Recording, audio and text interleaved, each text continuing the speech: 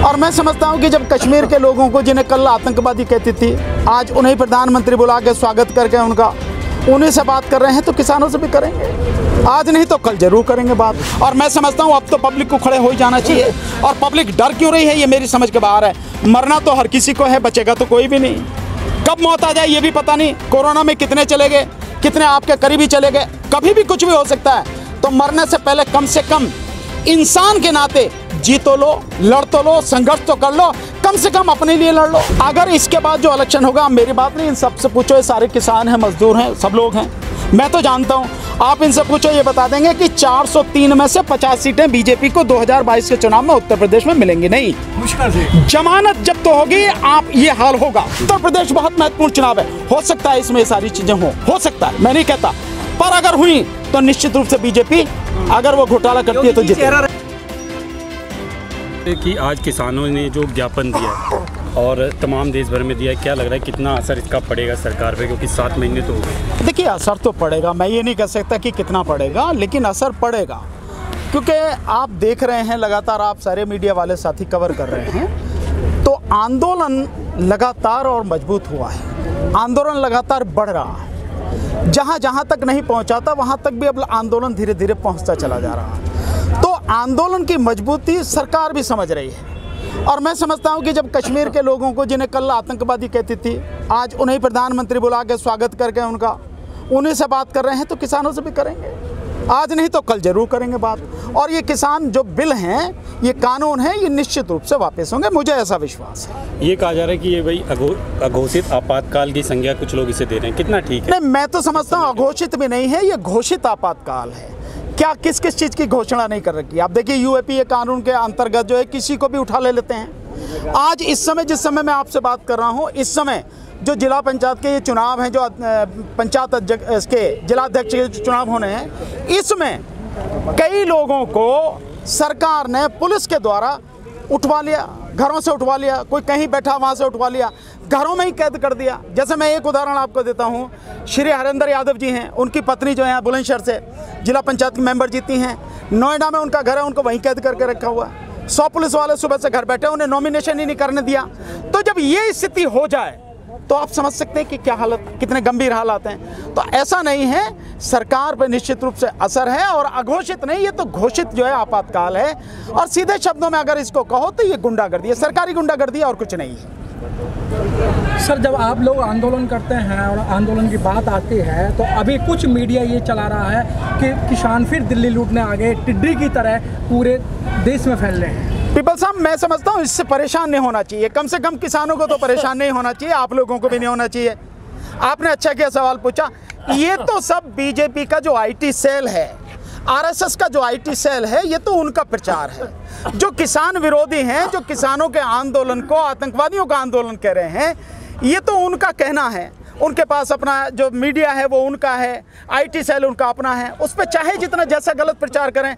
लेकिन यहाँ आके किसानों से पूछो, आप हमसे नहीं, किसी से भी, प्रधानमंत्री को या बीजेपी को, आरएसएस को है, वो आके एक एक किसान से पूछे और उसका पता लगाए कि वो किसान है या कौन है, तो पता लगेगी कि आंदोलन किसानों का है। और दिल्ली लूटने की बात है, किसान इतनी ताकत रखता है, जिस दिन चाहेगा दिल्ली में घुस के सरकार को वहीं पार्लियामेंट घेर के हिला सकता है। लेकिन हम संविधान के मानने वाले हैं। किसान शुरू से ही बहुत शांतिपूर्वक तरीके से आंदोलन करता रहा है, लोकतांत्रिक तरीके से करता रहा है, संविधान में विश्वास करके जो अधिकार उसमें दिए उसके अनुरूप करता रहा है। इसलिए उसने कभी कोई हिंसा नहीं की, कभी कहीं किसी तरह की कोई गलत बात नहीं की, कोई बदतमीजी नहीं की, शांतिपूर्वक ढंग से करता रहा है और करता रहेगा। सर, आप संविधान की बात करते हैं, एक विधायक आता है, इतनी भुंडी गाली देके चला जाता है। जब आप लोग विरोध करते हैं तो 307 का मुकदमा लगता है, 506 का मुकदमा लगता है, इसीलिए आपको जेल जाना पड़ता है। मैं इसीलिए तो कह रहा हूँ कि अघोषित नहीं, घोषित आतंकवाद है, वो है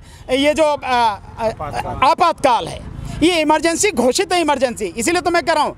और ये उसी समय समझ जाना चाहिए था लोगों को, जब ये दूसरी बार मोदी सरकार आई थी और 3 महीनों के अंदर इन्होंने यूएपीए कानून में संशोधन कर दिया, इन्होंने जो एनआईए को पावर दे दी, इन्होंने जो है जो अपना एक्ट है आरटीआई एक्ट है उसको खत्म कर दिया, तभी समझ जाना चाहिए था कि आपातकाल घोषित हो गया। और मैंने तो कहा भी है, मेरी वीडियो उस समय की देखेंगे आपको पता लग जाएगी, अघोषित नहीं घोषित आपातकाल है। और अब तो वो आपातकाल में जो गुंडागर्दी है, जो कभी आपने देखी नहीं होगी सरकारी गुंडागर्दी, कि किसी के खिलाफ एफआईआर कर दें, कोई बोले या किसी को भी उठा के ले जाएं या किसी को भी किडनैप कर लें, किसी के घर पे जाके धमक जाएं, उसको घर में कैद कर लें, ये घोषित आतंकवाद है, घोषित आपातकाल है। लेकिन सर आप कह रहे हैं काले कानून हैं, तो आपने भी एक कानून के ऊपर एक किताब लिखी है, तो उसके अंदर आपने क्या दर्शाया है? नहीं, मैंने देखिए ये जो किताब है मैंने ये कल ही कंप्लीट की है और इसमें बाकायदा लिखा है और मैंने बहुत ही सीधे सरल शब्दों में इसको आम आदमी समझ सके, पढ़ सके, जान सके, ऐसा मैंने लिखा है। और नाम भी मैंने इसी लिखा है कि नए कृषि कानूनों का सच और उनका प्रभाव। मोदी सरकार या मोदी जी कई बार कहते हैं कि हम इसलिए कानून लाए हैं, हम इसलिए लाए।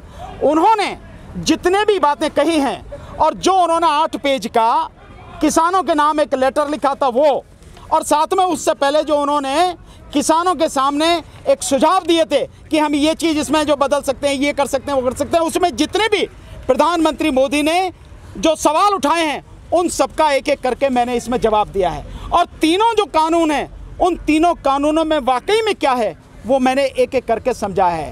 पहले इसेंशियल कमोडिटीज़ एक्ट यानी आवश्यक वस्तु अधिनियम जो है उसमें, उसके बाद में जो मंडी कानून है निजी मंडियों का उसमें, और फिर जो ये आपका कानून है इसका कॉन्ट्रैक्ट फार्मिंग का वो पूरा मैंने बताया है। और केवल यही नहीं कि अमेरिका जिसके कहने पे आप लेके आए, यूरोप जिसके कहने पे लेके आए हो, जहाँ से लेके आए हो इसको, वहाँ भी ये कानूनों ने कितना उनका बेड़ा गर्क किया। जो आबादी, आधी से अधिक आबादी वहाँ पर थी किसानों की, वो आबादी आज की तारीख में 1.5% अमेरिका में रहेगी, बाकी किसान खत्म हो गए। ये सारी चीज़ें मैंने सारे उदाहरण सहित पूरे कानून सहित समझाया है और इसीलिए साधारण भाषा में, सरल भाषा में लिखा है ताकि आम आदमी समझ सके कि कानून क्या है। क्योंकि आम आदमी की अनभिज्ञता का, उसकी जानकारी न होने का लोग फ़ायदा उठाते हैं और कहते हैं देखो इन्हें पता ही नहीं है, कानून के विषय में लड़ तो रहे हैं पर पता है नहीं। इसलिए मैंने कोशिश की है कि ये कानून अच्छी तरह से सब लोग समझ लें। हमारी कोशिश आगे ये है इसको आगे और भाषाओं में भी अनुवाद करके लोगों तक पहुंचाया जाए। जैसे उर्दू में अनुवाद करना है, जैसे गुरमुखी यानी पंजाबी में अनुवाद करना है, अंग्रेजी में करना, और भी जिस तरह से होके ताकि हर व्यक्ति को ये पहुंच सके और आम आदमी समझ सके कि किसान जो लड़ रहा है वो वाकई में बड़े हक की लड़ाई लड़ रहा है इस देश को बचाने की। साथ में जो आवश्यक वस्तु अधिनियम में संशोधन किए वो तो किसान की लड़ाई भी नहीं है, वो तो आम आदमी की लड़ाई है जिसे किसान लड़ा, वो सब मैंने इसमें समझाया है। लेकिन सब आम आदमी भी परेशान है, आप जैसे बुद्धिजीवी भी परेशान हैं, यहाँ सरकारी कर्मचारी परेशान हैं। क्या ये मोदी जी को नहीं लग रहा है कि सारा जो देश मेरे खिलाफ खड़ा है, मैं जो ये हठधर्मी अपना रहा हूँ? नहीं, वो हठधर्मी अपना है तो पब्लिक को समझना चाहिए, पब्लिक को उसका जवाब देना चाहिए। आने वाला समय जो है उसमें पब्लिक को जवाब देना चाहिए। इस आंदोलन में अधिक से अधिक लोगों को भाग लेना चाहिए, जुड़ना चाहिए और इसके साथ साथ मजबूती के साथ उनको सबक सिखाना चाहिए कि अगर तुमने तानाशाही करना अगर अपना ध्येय ही बना लिया है या तुमने जो है अपने उसमें काम करने का तुम्हारा यही तरीका है तो ये हम बर्दाश्त नहीं करेंगे। और मैं समझता हूँ अब तो पब्लिक को खड़े हो ही जाना चाहिए। और पब्लिक डर क्यों रही है ये मेरी समझ के बाहर है। मरना तो हर किसी को है, बचेगा तो कोई भी नहीं। कब मौत आ जाए ये भी पता नहीं। कोरोना में कितने चले गए, कितने आपके करीबी चले गए, कभी भी कुछ भी हो सकता है। तो मरने से पहले कम से कम इंसान के नाते जी तो लो, लड़ तो लो, संघर्ष तो कर लो, कम से कम अपने लिए लड़ लो। इसलिए हमारी कोशिश है कि आम आदमी समझे और खड़ा हो, डर निकाल के आंदोलन में साथ दे। सर 15 लाख की जगह अब 20 लाख रुपए जब मिलेंगे लोगों को, अब 20 लाख की जब घोषणा हो जाएगी तो क्या वो इस आंदोलन में आएंगे? नहीं, मैं ये समझता हूँ कि अब लोग समझ गए हैं कि 15 लाख वाली घोषणा सबके सामने है, झूठी है और किस तरह से मैनिपुलेट की गई, कैसे लोगों को मूर्ख बनाएगा। और अब 20 लाख की या 20 लाख की या 20 करोड़ की कर दो, सारी घोषणाएं झूठी हैं। आज की तारीख में तो पैसा ही नहीं है सरकार के पास। सरकार के पास सिर्फ अपने लिए पैसा है, सरकार के पास में किसी और के लिए पैसा नहीं है। ये जो सारी चीजें हैं इसको समझना चाहिए, आम आदमी को समझना चाहिए। सर जिस तरीके से बंगाल में भाजपा की हार हुई, लेकिन जब बात यूपी की करते हैं तो यूपी में भाजपा जो है 3-3, 4-4 बार पूर्ण बहुमत से आ चुकी है। तो कहीं ना कहीं ये किसानों का ओवर कॉन्फिडेंस नहीं लगता है? नहीं, 3 बार 4 बार कब पूर्ण बहुमत से आई बताओ आप? केवल ये साल है जिसमें पूर्ण बहुमत से आई है, जिसकी अब चल रही है। अगर इसके बाद जो इलेक्शन होगा, मेरी बात नहीं, इन सबसे पूछो, ये सारे किसान हैं, मजदूर हैं, सब लोग हैं। मैं तो जानता हूं, आप इनसे पूछो, ये बता देंगे कि 403 में से 50 सीटें बीजेपी को 2022 के चुनाव में उत्तर प्रदेश में मिलेंगी नहीं। मुश्किल से जमानत जब तो होगी, आप ये हाल होगा, ये स्थिति। और ये मेरे नहीं है, देखिए जिस परिवार से उसका बेटा, उसका बाप, उसका भाई, उसकी माँ, उसकी बहन, उसकी भाभी, उसकी चाची, उसकी ताई, उसका दादा चला गया इस कोरोना की बीमारी में, और वो कैसे चला गया? बीमारी से नहीं, उसे दवाई नहीं मिली, उसे डॉक्टर नहीं मिला, उसे हॉस्पिटल नहीं मिला, उसे ऑक्सीजन नहीं मिली। ऑक्सीजन मिली भी तो जो 400-500 रुपए की ऑक्सीजन है वो 90,000 रुपए में मिली। तो ये जो सारी चीज़ें मुझे बताने की ज़रूरत है, हर आदमी आम जानता है। जिसके घर का गया है वो समझता है कि मेरे घर में जो मौत हुई है वो कोरोना बीमारी से नहीं, वो दवाई नहीं मिली इस वजह से हुई, हॉस्पिटल नहीं मिला इस वजह से, और इसके लिए सब सरकार जिम्मेदार है। तो उसे समझाने की जरूरत नहीं है, सब समझ रहे हैं। सर क्या इस समय मोदी चेहरा काम में नहीं आएगा? नहीं, मोदी का चेहरा तो पहले भी काम में नहीं था, वो तो जबरदस्ती थी। आपने बीजेपी को वोट नहीं दिया, आपने मोदी को वोट दिया है। किसको? मोदी को वोट दिया आप लोगों ने। वैसे मेरी, अब अगर आप बात कर रहे हो, मैं तो आपको बताऊं पीपल साहब, मैंने तो जीवन में बीजेपी को कभी वोट दिया ही नहीं, समझे ना जी। आप मेरी बात तो छोड़, दूसरी बात ये है, बीजेपी को बहुत लोगों ने वोट नहीं दिया। बीजेपी अगर जीतती रही है तो उसका कारण है ईवीएम।